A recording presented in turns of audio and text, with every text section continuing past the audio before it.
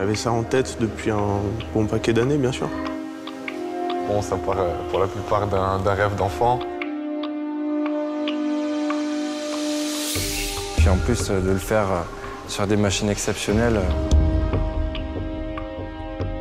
On commence à toucher légèrement le rêve du bout des doigts. C'est magique.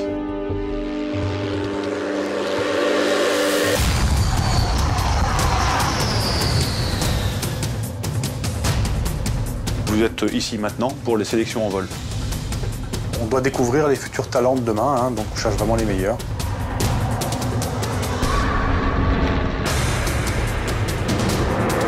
Garde à vous. Ce qu'on veut, c'est que vous donniez à fond. C'est la pression. C'est l'école d'initiation à la pression. Tout à fait. Il faut apprendre à vraiment être au taquet, toujours, tout le temps. On sait qu'on est sur siège éjectable. Faut jamais se louper. J'ai rarement vu un candidat qui ne savait si peu de choses, quoi. Je vais être honnête avec toi, hein. Je pense pas que tu réussisses. 1, 2, 3, 4.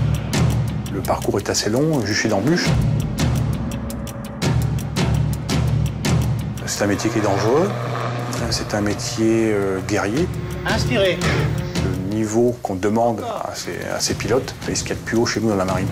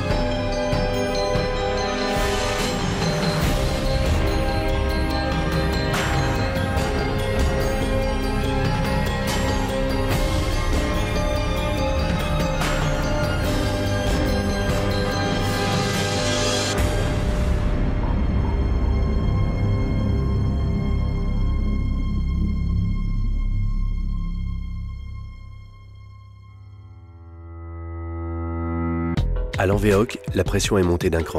Christophe et Yacine ont connu de grandes difficultés pour leur premier vol noté. Ils ont tous les deux obtenu un jaune, un code couleur qui les met directement en danger. De leur côté, les 4 élèves de la promotion Alpha 2009 ont terminé leur stage de survie par un hélitroyage dans la rade de Brest. Suite au conseil d'instruction, Rémi, le plus expérimenté des Bravo 2009, a été éliminé du cursus. À Méridian, aux États-Unis, les élèves français ont apponté sur le porte-avions Carl Vinson et se sont vus remettre leurs ailes durant le macaronnage. Pour S4, le vol test, Romain a confirmé son statut de meilleur de la promotion et Yacine est passé de justesse.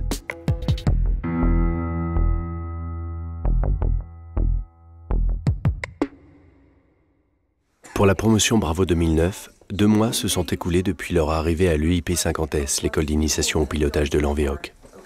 Ils ne sont plus que 8 sur 14. Aujourd'hui, petit exercice d'anglais. Use the whiteboard as you like. The 8 years May 2009, I switched from civilian to a serviceman with my searching comrades. It was a huge change in my life, a new departure. We have been spending a lot of time in classes between English, theoric flights and military training.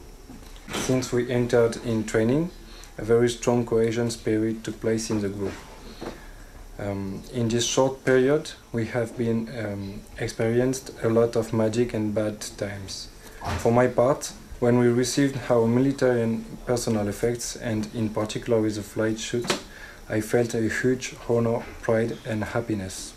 For the bad experiences, like a bad flight, the group is strong enough to help the person in need. To conclude, we are trying to do the job of our dreams. It needs a lot of work, but it was worthwhile.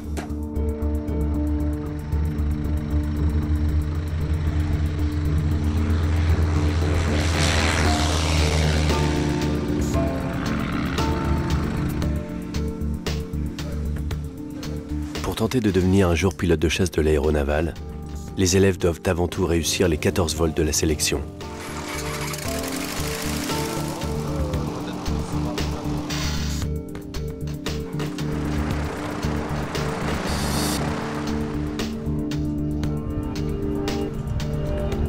Pour les Bravo 2009, les vols s'enchaînent à grande vitesse. J'ai eu foiré mon vol, quoi. Le stress, manque de concentration. Ouais, manque de concentration, je pense. Et puis, vu que j'ai planté mon décollage, après, tout le transit, courir derrière l'avion, essayer de bien, et puis je suis pas arrivé à rentrer dans le vol comme il faut, quoi. C'est S3, tu as su que tu savais bien faire. Ouais, voilà, c'est ça qui m'énerve un peu, c'est que S3, il était pas forcément excellent non plus, tu vois. Il fait pas mal d'erreurs et tout, mais il était correct. Et là, complètement passé à côté, quoi. Pas de mystère. Donc, il paraît bien. Dors bien et demain tu t'arraches. Ah, mais je vais m'arracher. Pour l'arrondi, j'ai fait un atterrissage un peu dur tout à l'heure.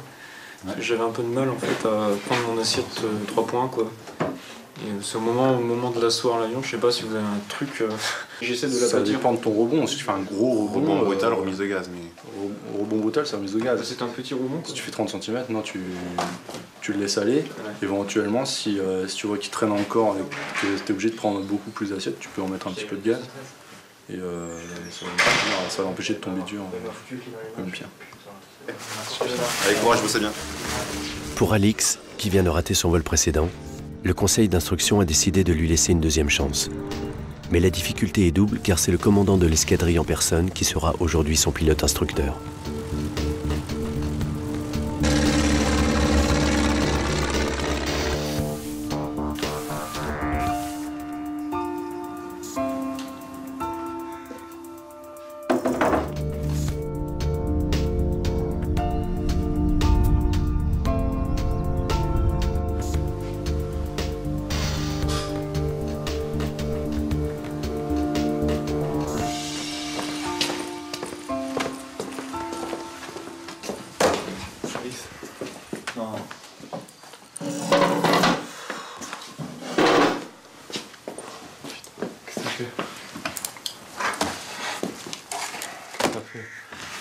Je commence à rouler.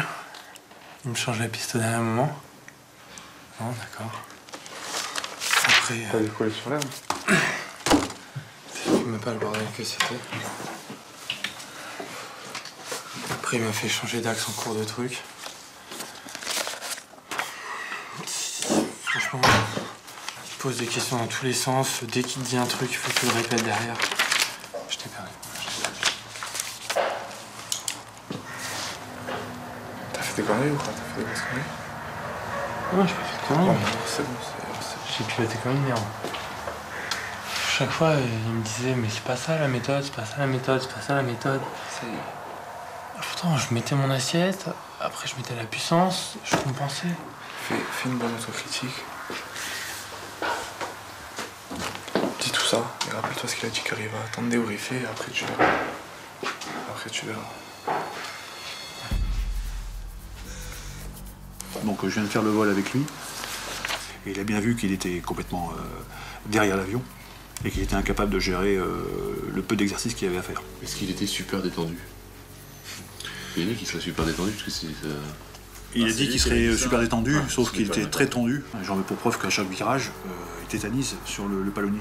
Et même pour corriger, il faut appuyer. Donc relâcher les ballonniers. Donc ça, il a fait la laïe et au retour.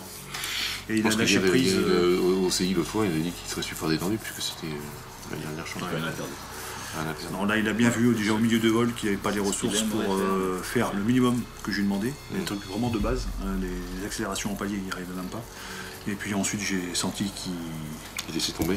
Il a perdu il a pu être accrocheur et puis s'est laissé porter par le vol et il a fini d'une manière catastrophique. C'est comme si, tu sais, l'épée de Damoclès était tombée dans le cou là. Et puis après, c'est vous qui avez les commandes, hein, et puis c'est moi qui pilotais. Et donc il est clairement pas fait pour ça. Voilà. Ben, je crois qu'il en a pris conscience. Je lui ai dit au débriefing de ce vol-là, tu sembles lui avoir dit la même chose pour l'entretien que tu as eu avec lui avant. Je lui ai demandé en fait justement qu'il y ait cette lueur d'esprit, hein, qui dit qu'il réfléchisse, est-ce qu'il est fait pour ça ou pas, et qu'il se présente en fait soit il a envie de continuer, soit de lui-même, je pense, il est possible, je pense, qu'il vous demande d'arrêter même. Eh ben, on va le recevoir.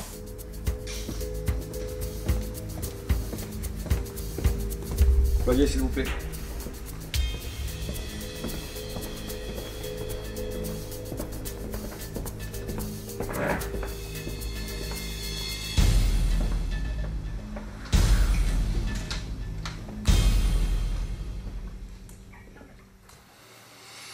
Alors, vous étiez dans un jour sans ou pas? Ou on fait la même chose demain et ce sera pareil?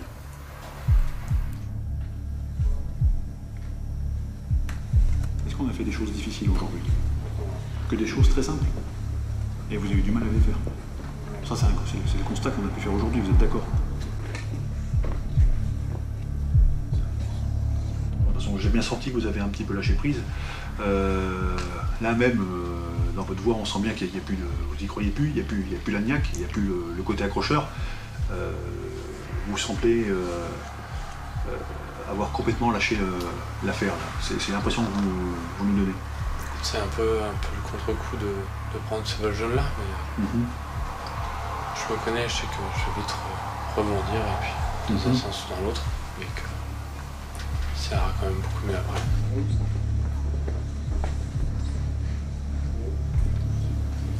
Des questions supplémentaires? Bon, Valier, votre cas est très facile à statuer. On est vraiment tous d'accord sur la suite à donner à votre cursus. Donc on propose l'élimination du cursus, puisque vous n'offrez aucune garantie de réussite dans ce cours qui est difficile et qui va aller en s'accentuant.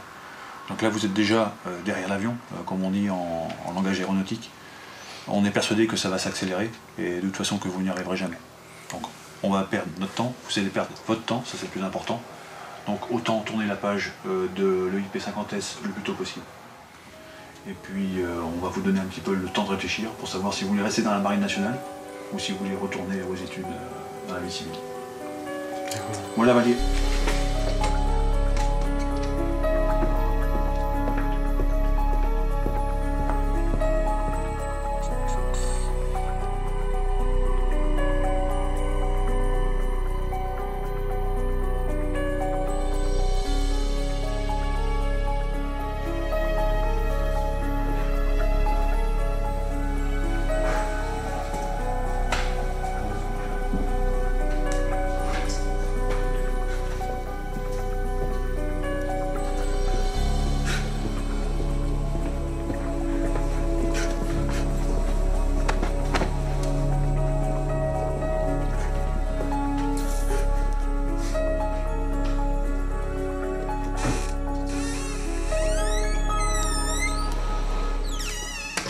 Donc ici, à la 50S, c'est vraiment le tout début.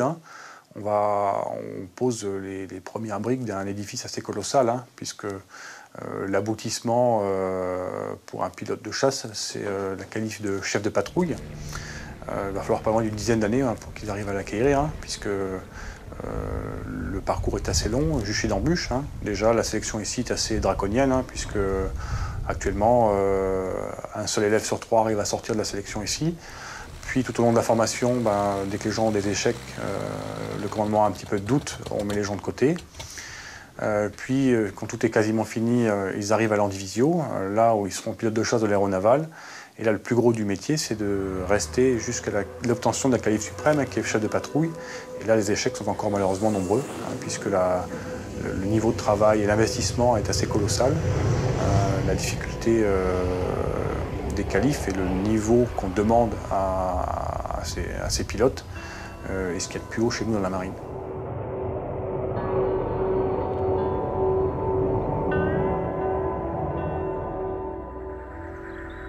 C'est sur la base de l'Andivisio que Jean et Manu, fraîchement macaronnés à Méridian aux États-Unis, poursuivent leur apprentissage. Bien qu'ils soient officiellement pilotes de chasse de l'aéronaval, ils doivent retourner sur les bancs de l'école. Avant le premier vol sur l'avion, on a une période de 3 semaines d'instruction technique avec des instructeurs. Bonjour monsieur. Qui sont des anciens mécaniciens de l'avion, enfin qui sont toujours mécaniciens sur l'avion. Donc ils nous délivrent la connaissance qu'eux ont emmagasinée sur l'avion, à travers des cours. On avait également vu que les canards et les becs étaient en titane, avec le procédé SPFDB. Vous vous rappelez, Super Plastic Forming and Diffusion Bonding.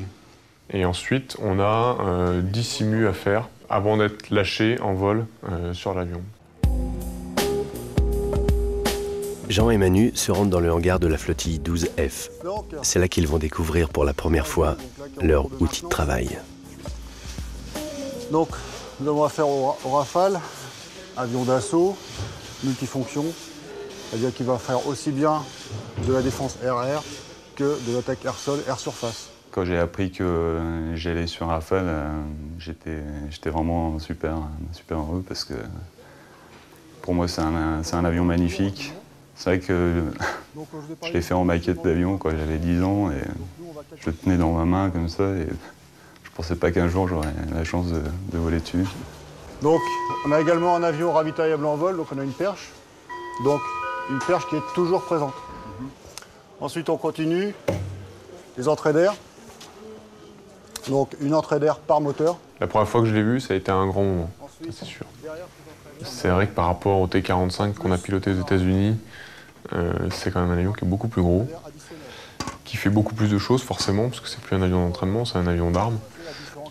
C'est pour ainsi dire, c'est comme si on passait de la mobilette à la Formule 1. Quoi. Et au niveau du système d'armes, du lance-pierre au fusil à lunettes. Quoi. Et un point externe ici. Un lance-missile, donc l'avion ne peut pas voler sans. Le lance-missile est toujours présent. Pour l'instant, je ne réalise pas trop que je vais voler là-dessus. Pour moi, ça reste un superbe avion, l'objet de mes rêves depuis 10 ans. J'attends le premier vol avec impatience. Voilà.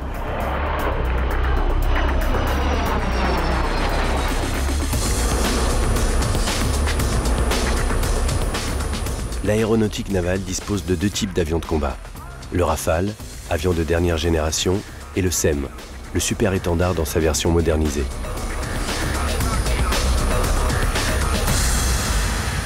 C'est sur cet avion monoplace que s'entraînent les pilotes de la flottille 17F, qu'Edgar a intégré il y a tout juste 8 mois.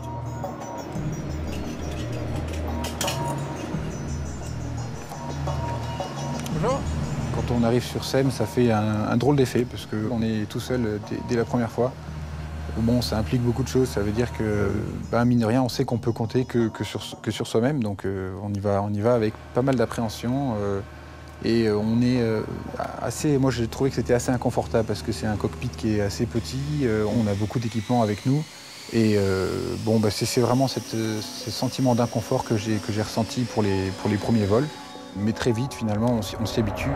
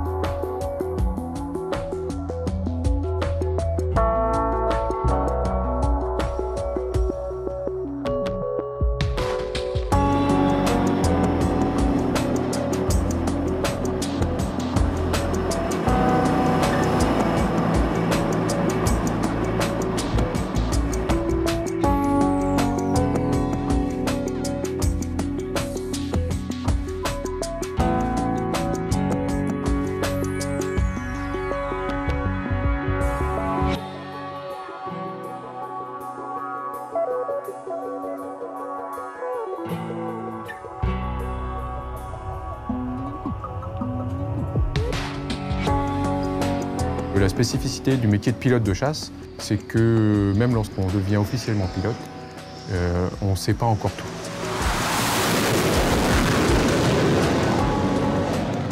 Avant d'aller sur le porte-avions, il faut qu'ils aient acquis un certain nombre d'heures de vol, une 60aine. Reste bien en assiette. Doucement moteur, doucement tes corrections moteur. À partir de là, on peut commencer une phase d'ASSP, des appontages simulés sur piste, qui se font sous la coupe d'un officier d'appontage. Allez, faut se battre. Plein gaz.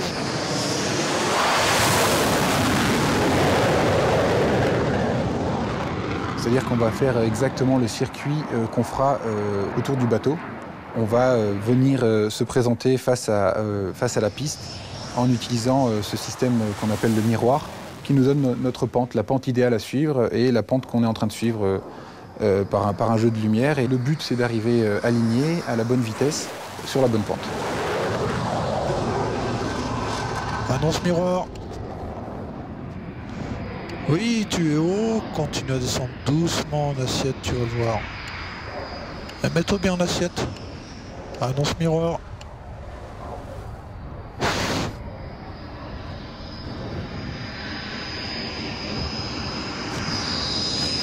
Plein gaz.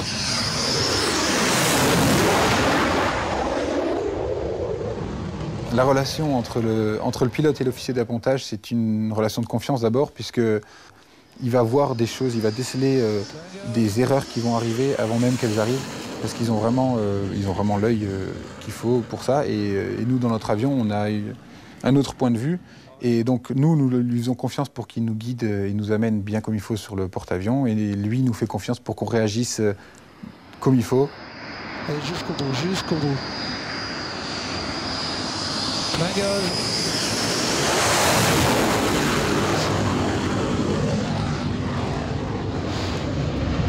Tu as perdu ta modulation, je te demande un peu de moteur, c'est un tout petit coup sur l'avant et hop sur l'arrière, sur l'avant, sur l'arrière, comme ça. Et attention, tu pars franchement à droite à la fin. Ils feront à peu près 10 à 15 vols d'ASSP ici, et ça va être l'officier d'appontage, in fine, qui va décider qu'ils sont bons pour aller sur le Charles de Gaulle. Plein gaz.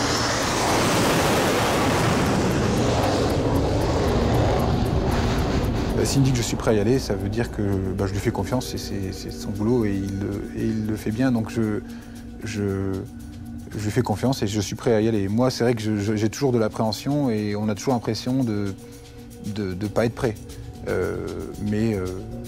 Voilà, c'est plutôt, je remets la décision à l'officier d'appontage et je lui fais confiance. T'es bien à 600 pieds là? Ok, dernière passe atterrissage, le vent du 210 nœuds. Reste en assiette, au nom de Zeus. Allez, jusqu'au bout, jusqu'au bout. Et tu es trop rapide.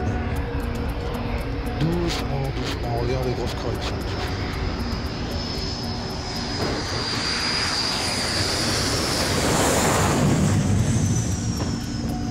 Waouh.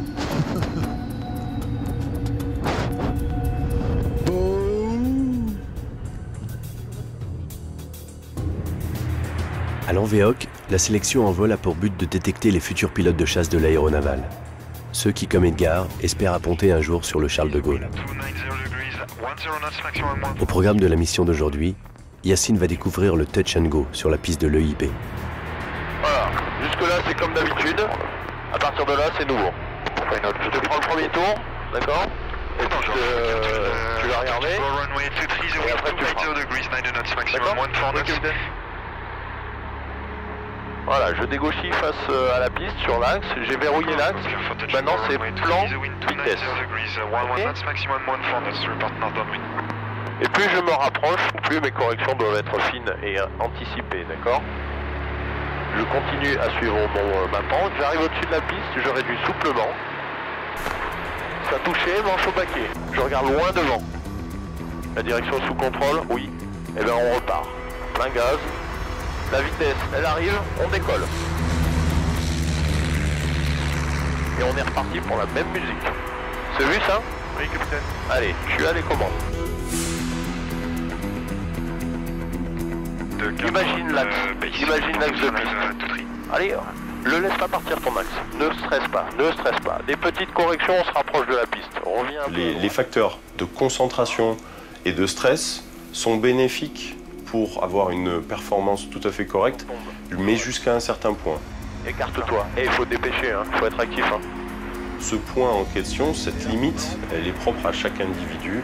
Et quand on la dépasse, l'individu passe dans une zone rouge dans laquelle il a d'énormes difficultés à fournir un travail de qualité, voire il ne peut plus rien faire. Je peux décoller.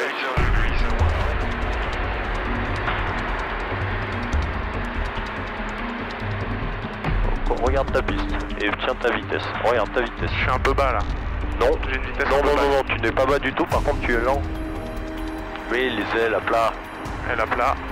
Mon écartement est bon. Est-ce que tu as l'horizon qui est à plat là? Là, oui, capitaine. Là, voilà. Là, je suis à plat. Là, t'es à plat là. Là, je suis à plat. Oui, t'es à plat là. Allez, on avance.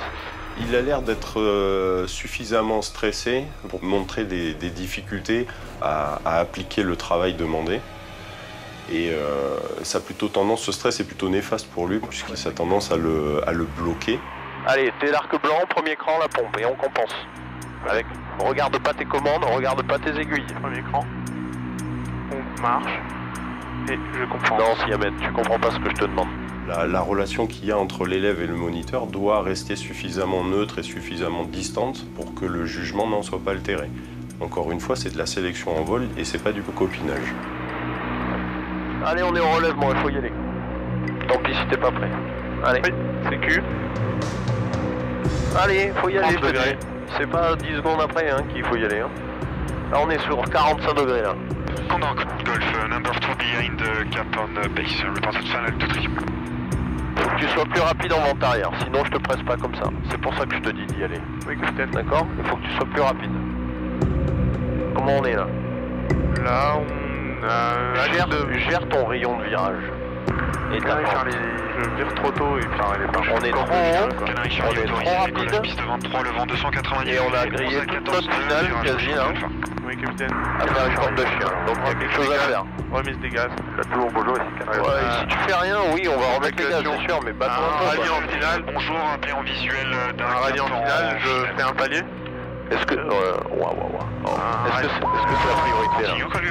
Trajectoire d'abord, ok? Ton pilotage, il ressemble à quoi? Tu peux vérifier de la sécurité? T'as quelque chose là? Ouais, j'ai un avion en finale sur la piste. Oui, et alors, ça t'a bloqué, tu peux plus descendre? Le contrôleur il te dira de remettre les gaz s'il n'est pas d'accord. Et nous, on a notre choix aussi. Là, pour l'instant, on est à 500 pieds au-dessus de la piste. C'est d'abord de bord. Canary Hotel, rappelé en visuel du cap en courte finale maintenant. Qu'est-ce qu'on fait en remise de gaz? Il faut arrêter de descendre et il faut monter. Assiette de décollage, un gaz.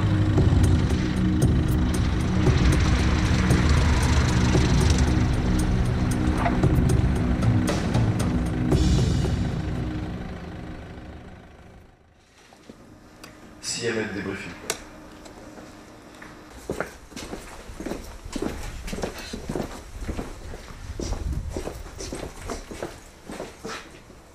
Bon, qu'est-ce que tu penses de cette mission? Je m'en veux un peu, capitaine. Ouais, ça c'est pas ce que je te demande. J'avais du mal à trouver mon plan sur... J'étais lent, c'est vrai au niveau des actions. J'arrivais pas à trouver mon plan sur en finale. Même si j'ai pu le réussir un ou deux fois, mon virage à 30 degrés, quand je le prenais à 45, ça allait à peu près, mais à 30 degrés, je pouvais... Enfin, ça m'a... J'arrivais pas à me remettre correctement, tout simplement. Et tu sais pourquoi?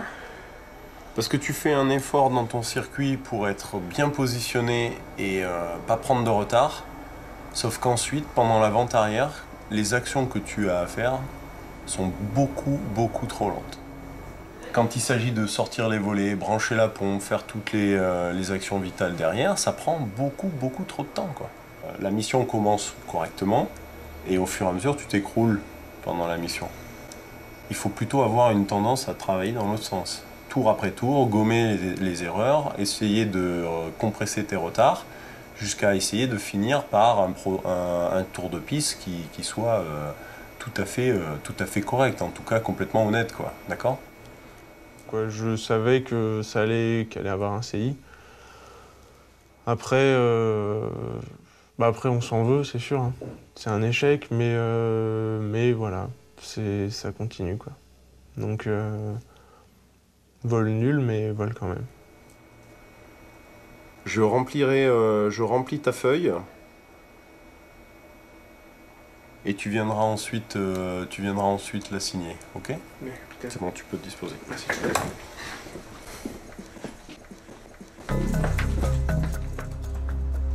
Les performances des avions de combat modernes permettent d'atteindre des niveaux d'accélération très élevés, qui peuvent conduire à la perte de conscience du pilote. La centrifugeuse est le passage obligé pour les élèves qui ont obtenu la chasse après leur sélection en vol à l'Envéoc.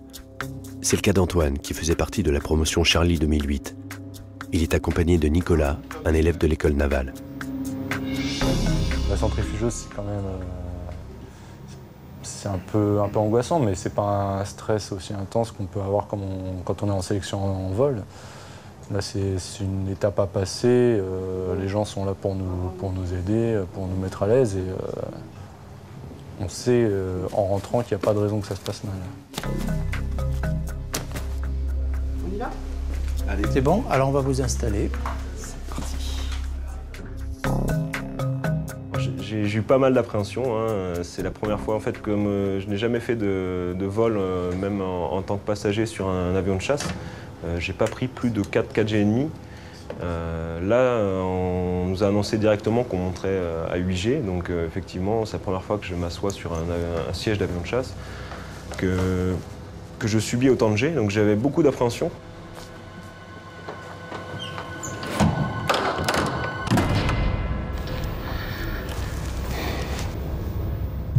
Initiation aux manœuvres anti-G sous facteur de charge.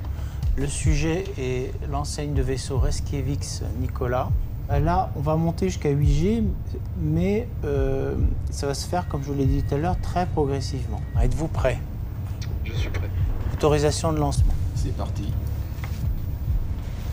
Bon, vous n'êtes pas si stressé que ça, votre rythme cardiaque est tout à fait satisfaisant. Je m'habitue à l'environnement. Vous allez y prendre goût, vous allez voir. 3, 2, 1, top départ.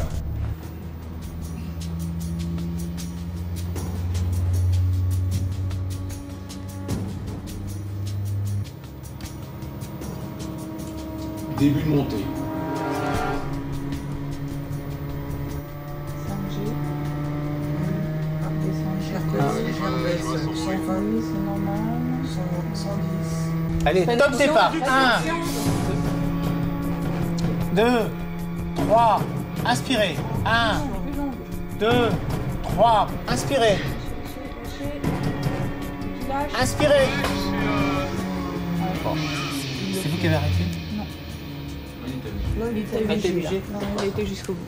Ouais, mais là, il était limite. Mm. Arrêt centrifugeuse. Ça a été vite, en fait. Hein, ouais. Rapprochez votre micro, il s'est éloigné, là. Donc ce que j'essaie de vous dire, c'est que je voyais plus rien du tout. Je voyais noir, je voyais la lumière rouge, c'est tout ce que je voyais avec les LED. Voilà. Au fur et à mesure que les jets augmentaient, les sensations les plus désagréables, en fait, sont la perte de visuel sur tout ce qui nous entoure. Hein, donc une espèce de voile noire, on commence à voir des flous et noirs. Et c'est assez particulier. Inspirez. C'est bien. Donc là, on apprend à corriger ça et donc à redonner du sang à nos yeux en contractant et en contractant les jambes, en respirant à une certaine fréquence et on revoit. C'est assez particulier. Donc tolérance. Est-ce que je mets moyenne? Pas mauvaise, moyenne, pas mauvaise, moyenne. Moyenne, d'accord. Il n'a pas perdu connaissance.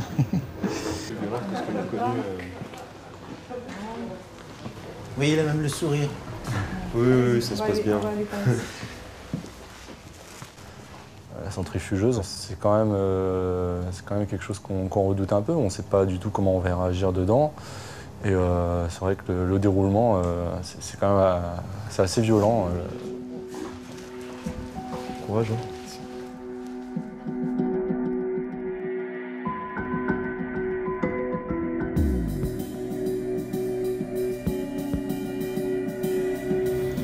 Attention pour monter à 5G. 3, 2, 1, top. 1, 2, 3, inspirez. Lorsque le sujet est soumis à cette accélération, le poids est multiplié par le nombre de G. Donc vous pesez, par exemple, 70 kg à 1 G, mais à 3 G, vous pesez 210 kg, Et quand vous soumettez donc le sujet à ces accélérations, le poids du sang augmente considérablement et le sang a tendance à quitter le haut du corps pour être emprisonné dans le bas du corps. Et ce sang, il est perdu en quelque sorte au détriment de la perfusion cérébrale. Donc ça entraîne des signes visuels d'abord, puis une perte de connaissance lorsque la perfusion cérébrale n'est plus assurée. Alors là, vous allez arriver dans la phase libre, voulez-vous la faire? Oui. Donc c'est vous qui gérez votre accélération. Par contre, vous faites bien vos manœuvres. D'accord. D'accord? Je peux y aller? Oui, vous pouvez y aller comme vous voulez.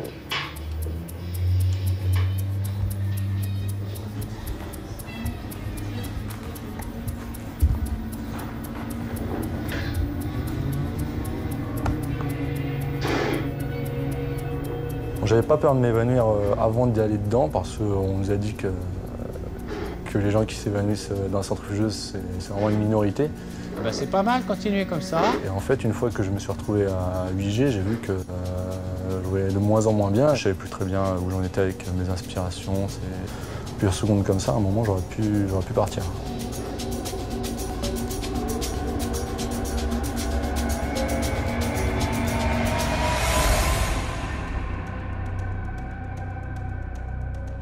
Bougez pas la tête. Reprenez votre souffle tranquillement. Vous récupérez? Oui. Bon, globalement, ça m'a l'air pas mal du tout. La durée de décontraction est bien. Et la durée de reprise, inférieure à 1 seconde. Non, c'est bien. Écoutez, bon, c'est pas mal. Hein. C'est même plus que pas mal. D'accord? Ok. On va venir vous détacher.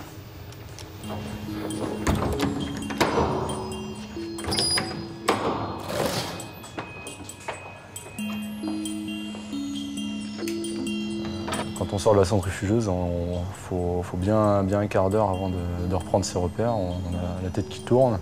Moi, j'étais un peu nauséeux, c'est passé, mais c'est vraiment... ça écrase bien. Bon, ça restera quand même quelque chose de bien. Enfin, c'est amusant, c'est pas trop... ça laisse pas de séquelles, mais c'est vrai que c'est quelque chose à faire, quoi.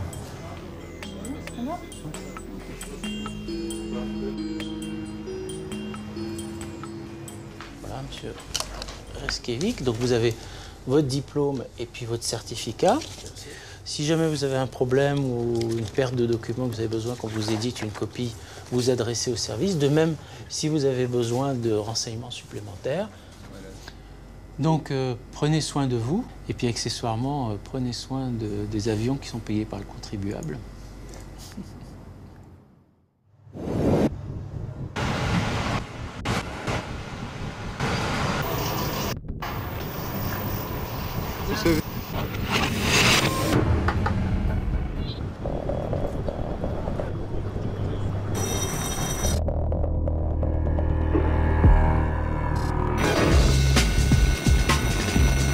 Le Charles de Gaulle est le seul porte-avions français, le rêve de tous les élèves officiers pilotes de l'aéronaval.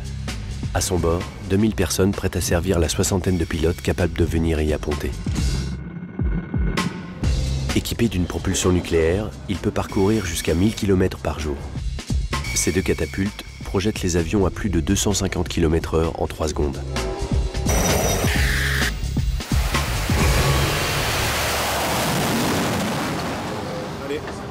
Barzy est chef de patrouille sur Rafale. Pour lui, le porte-avions, c'est un peu sa deuxième maison. Toi tu m'alignes, hein, mais de la néoprène, faut jamais. Ah ouais. Pour l'invention cédagée. Ouais. À 40 ans, Barzy est un pilote chevronné. Il totalise 3900 heures de vol et plus de 300 appontages de jour comme de nuit.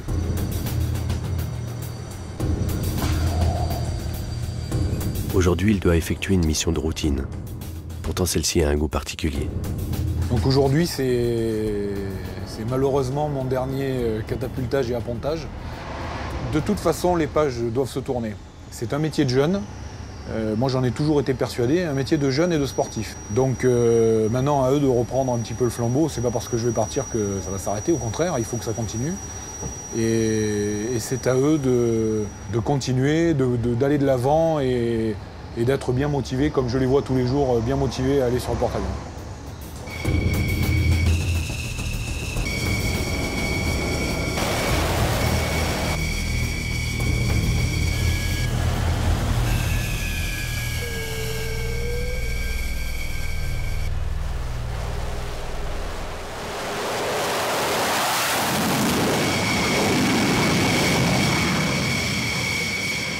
C'est un métier extraordinaire. On a une chance fabuleuse.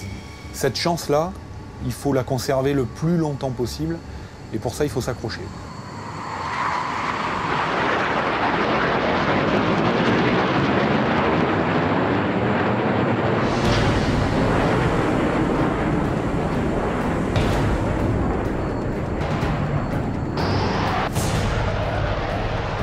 Alors aujourd'hui, on a un jeune pilote qui est arrivé dans les flottilles. Son surnom, c'est Schuller, notre ami Schuller. En gros, on va pas dire un vieux, mais un ancien s'en va et un jeune arrive.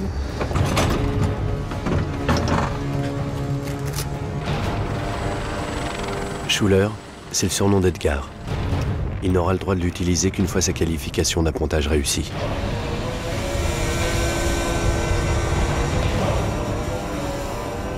Ma qualification, c'est vraiment la mission pour laquelle je suis venu à bord. Je suis venu une semaine à bord, donc c'est pas énorme.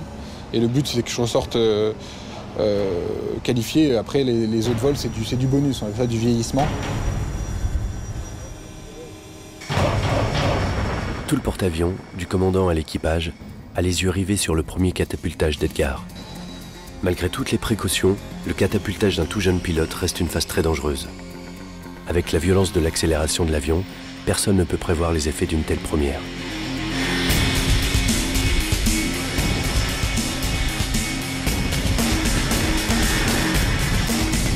Il y a beaucoup d'appréhension. Il y a toujours ce doute de savoir si on va revenir ou pas.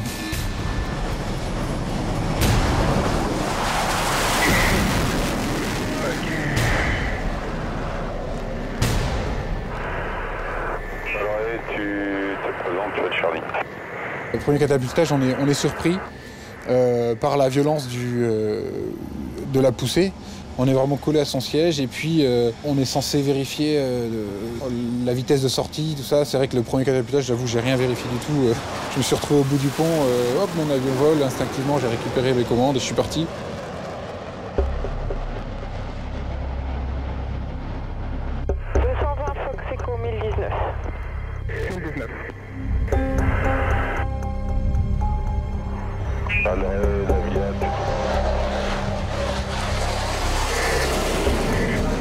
La première session d'appontage d'Edgar va enfin commencer sous le regard vigilant des officiers d'appontage qui sont tous des pilotes opérationnels. Oui, normal. Un wave-off, 2 tags, et après il viendra pour appontage. C'est son premier. C'est un tout nouveau. Le wave-off est un passage au-dessus du bâtiment qui permet au pilote de prendre ses marques. Pas plus bas. Remonte un peu le signal. Reviens un peu à droite. Wave off, engagé.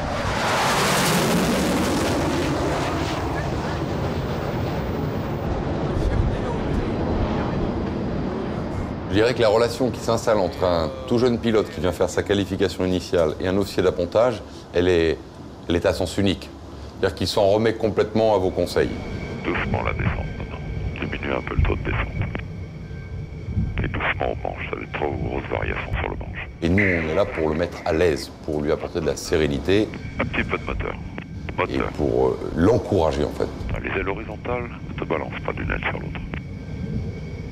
Un peu de moteur encore. Tu restes en assiette. Pilote de signal en assiette. Chaleur, ton circuit est bien. L'écartement vent arrière. La première partie du virage, tu refais la même chose. La deuxième partie du virage, diminue un peu ton taux de descente, hein, parce que tu vois, ça te fait rentrer bas dans le groupe.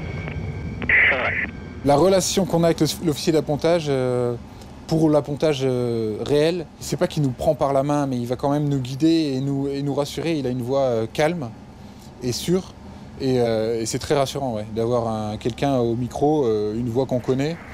qui finalement est capable de nous ramener à bord et presque de nous télécommander.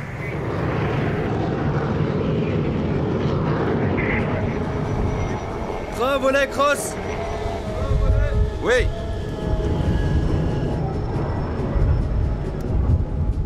Voilà, tu le signal où il est, le ramène pas plus bas. Puis du moteur pour casser le taux de descente. Puis coordonne à la profondeur. Allez, suis le signal, un peu de moteur. Reste en assiette, doucement moteur et reste en assiette. Reprends l'assiette. Assis son signal, slow.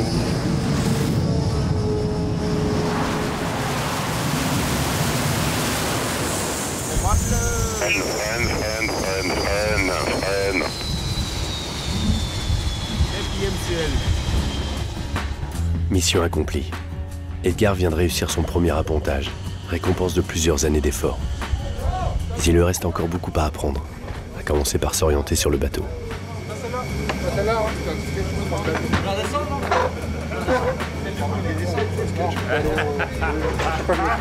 Ça j'adore ça. Merci. Ouais.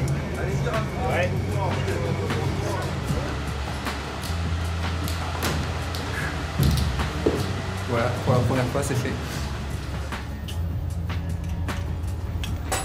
Ouais. Bon, il faut pas se dire que c'est sur le bateau et puis ça fait. Hein.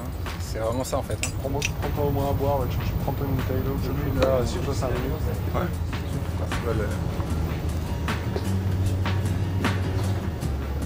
Oh, ça va? Ça va. C'est évident. Ouais. Bah, c'est vraiment le psychologique de se dire qu'on est sur le bateau, il faut essayer de battre ça, et puis après, comme on a SSP, quoi. Mais ouais, c'était bien. Parfait, tu remets ça cet après-midi? Oui, je dois le doubler normalement. Ah bah c'est bien. Tu te transformes en pilote de porte-avions, quoi. Alors?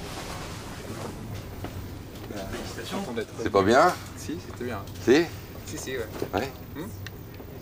Et je crois que tu avais posé quelques questions avant de partir sur où mettre mon vecteur vitesse dans le dernier virage, etc. pour que je retrouve un petit peu ce que j'avais effectivement, vu. Ouais. C'est vrai? J'avais demandé. Ouais, tu sais, ce que je te conseille la prochaine fois, comme nous on est payé pour ça, c'est de nous demander à nous. D'accord? Comme ça on aurait pu. Lorsque l'on débriefe un jeune pilote, un pilote en qualification, on a tout intérêt à être positif.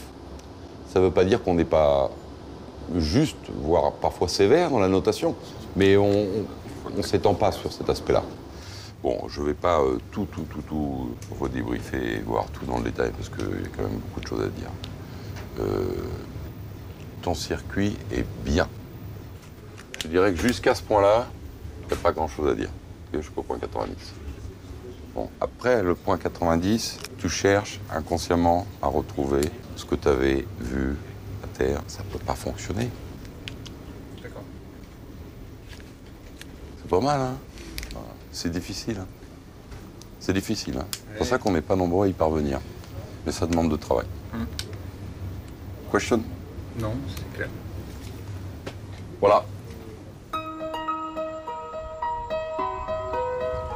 Sur la base de l'EIP 50S à l'Anvéoc, l'ambiance est très particulière. Nous sommes au 4e mois de la sélection. L'effectif de la promotion Bravo 2009 s'est considérablement réduit. Ils ne sont plus que 4 à rester en lice. Pour Christophe et Roland, c'est la fin.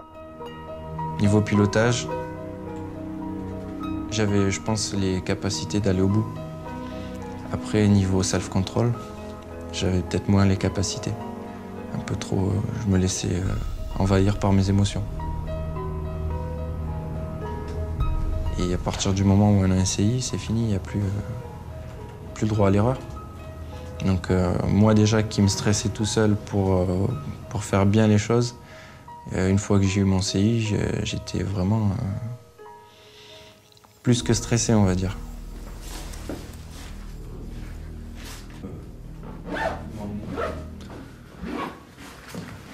Même si la décision du commandant reste la décision du commandant, il y avait 90% de chances que je parte, donc le soir même, je l'ai mal vécu, vraiment mal. Le lendemain matin, je m'étais un peu calmé. Bon, ben, c'était fini. Sur le coup, le lendemain, je réalisais sans trop réaliser. Je suis parti, j'ai pris le train dans la journée. Et arrivé chez moi, c'est là que on est tout seul. Pas facile. Même maintenant, c'est pas facile. Alors que Romain enchaîne les très bons résultats et semble bien parti pour finir la sélection, Yacine a lui aussi été éliminé du cursus. Il est de retour à l'Envéoc après une semaine de réflexion où il a dû décider de son avenir. Pour ma part, à S9, ça s'est arrêté là. C'est... Seulement, voilà, j'y serais arrivé, c'est sûr, mais avec du temps. Et voilà. Et le temps, c'est les sections en vol, mais il n'y en a pas du temps. Voilà, encaisser, et puis... Chose la plus dure, peut-être, c'est de se dire, chaque fois qu'on verra un avion de chasse ou un hélico, j'aurais pu y être. Mais bah voilà, faut se raisonner, c'est pas avec ça qu'on continue. Du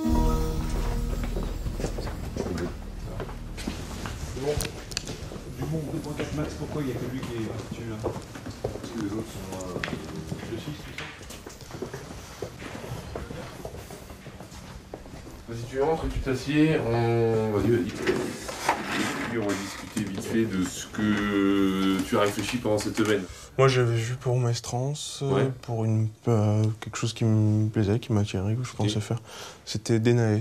Ouais, ça c'est possible, tu veux. Denae, c'est détecteur, navigateur aérien. C'est-à-dire, tout simplement, pas être aux commandes, mais être, en gros, un copilote, ou alors celui qui s'occupe de tout ce qui est moyen de détection et de navigation, en gros, navigateur aérien, dans les avions de PATMAR, en fait, de patrouille maritime. Donc c'est pas le poste qui est devant, c'est celui qui est derrière. Et puis on s'occupe de ça et après on envoie le dossier. En ce moment j'ai appelé Paris l'autre jour justement pour tes autres camarades de promo et ça a l'air à peu près ouvert donc voilà. Très bien. Il y a des chances que ça aboutisse. Ouais.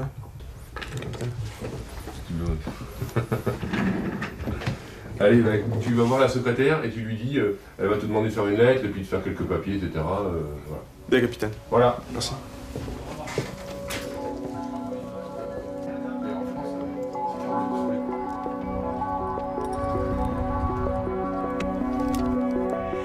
Pour Romain, c'est aujourd'hui S14, la dernière mission de la sélection. Ce vol est un vol test qui reprend toutes les connaissances acquises jusque-là. La moindre erreur peut remettre tout en question.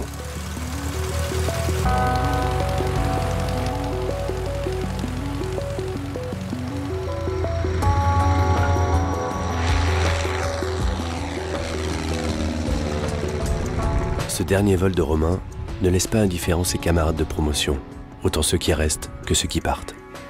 Grâce à la radio de la base, ils ont décidé de ne rien rater de sa prestation. C'est bon, je suis stop.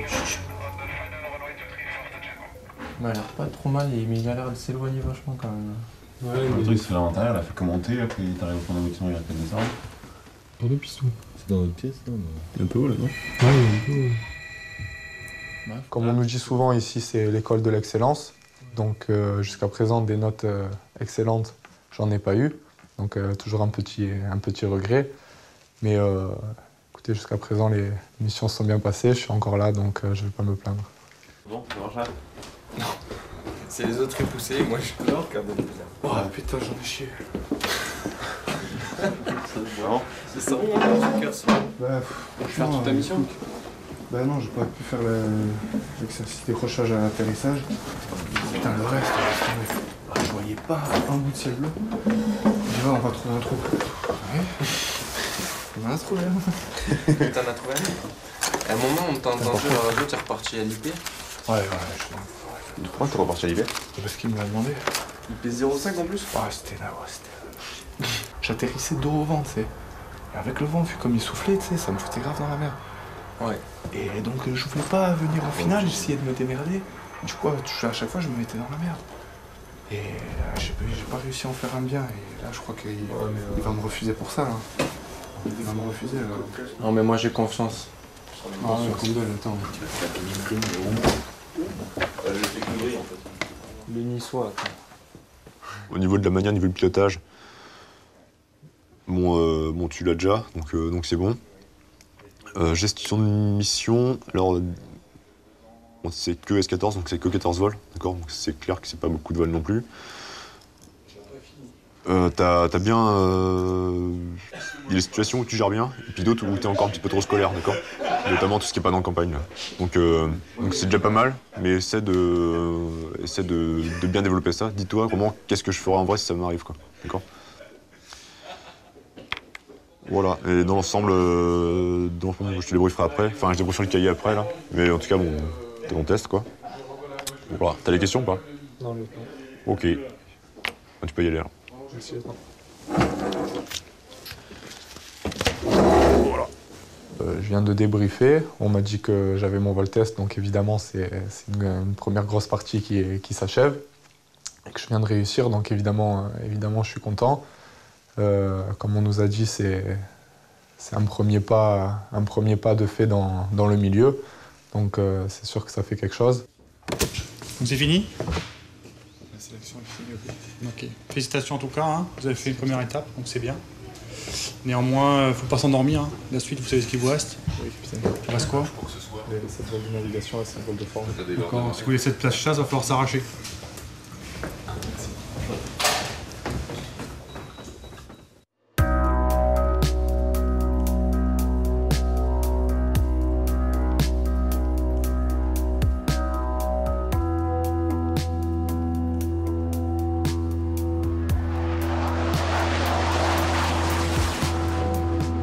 Sur le Charles de Gaulle, les qualifications à l'appontage continuent. Edgar en a déjà réussi 5. Il ne lui manque qu'un 6e appontage pour être officiellement qualifié.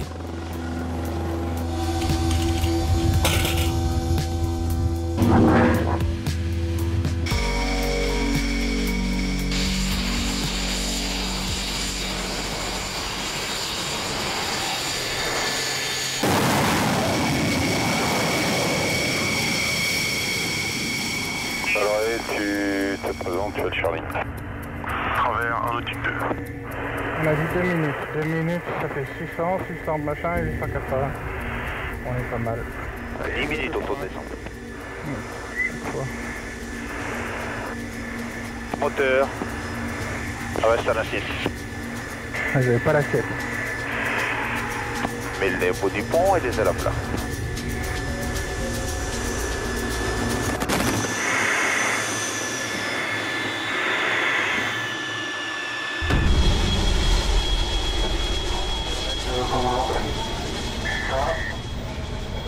Tu es qualifié, félicitations. Bon, en voilà un. De plus.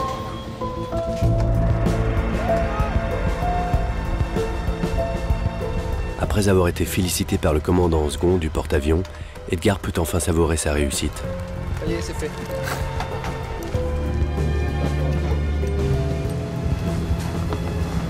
Bienvenue dans le groupe aérien embarqué. Merci, commandant. Félicitations. Merci. Félicitations. Les choueurs, félicitations. Merci beaucoup. Merci. Bon, c'est pas parce qu'on est qualifié et qu'on a fait nos 6 appontages correctement qu'il n'y aura pas de stress pour le prochain. Et en fait, chaque appontage, c'est une remise en question.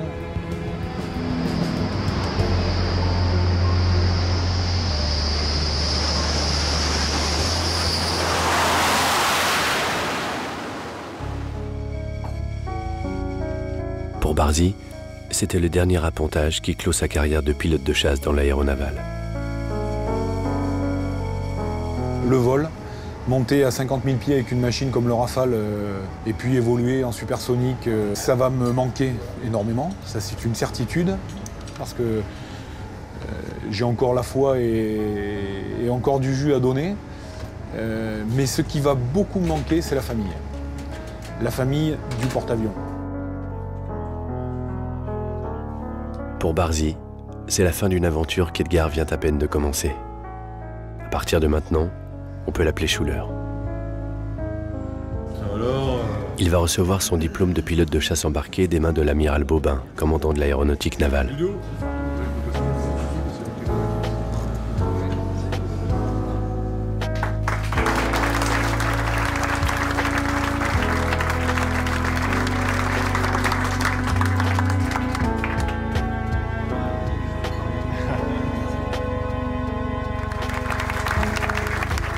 Pour ses nombreuses années dédiées à la marine, Barzy est également à l'honneur. Je vous remercie tous. Ce que je voulais dire, c'est éclatez-vous. C'est le plus beau métier du monde. Il faut en être vraiment persuadé. C'est une chance que l'on a de le faire et il faut s'accrocher et mordre le coussin tous les jours pour continuer à pouvoir le faire. À très bientôt. Merci à vous.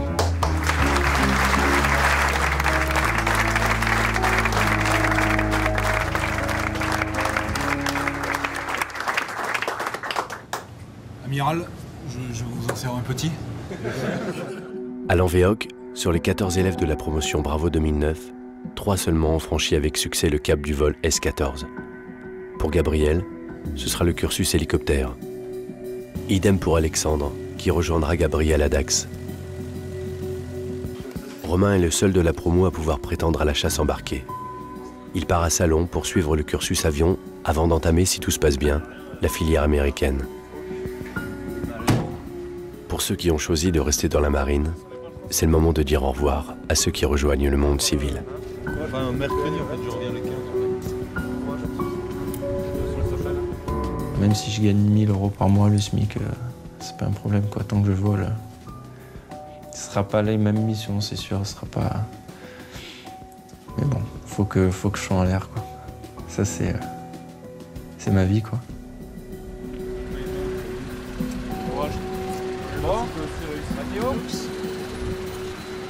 On veut tous réaliser notre rêve, faire vivre notre passion et voilà, voler, être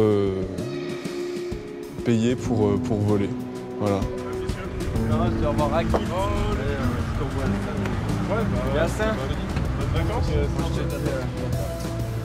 Moi, je sais que je continuerai à piloter. Après, je sais que je passerai mon PPL. Voilà. Après, j'aurai mon avion, bien sûr. Je ne serai pas payé pour le piloter, malheureusement, mais je continuerai.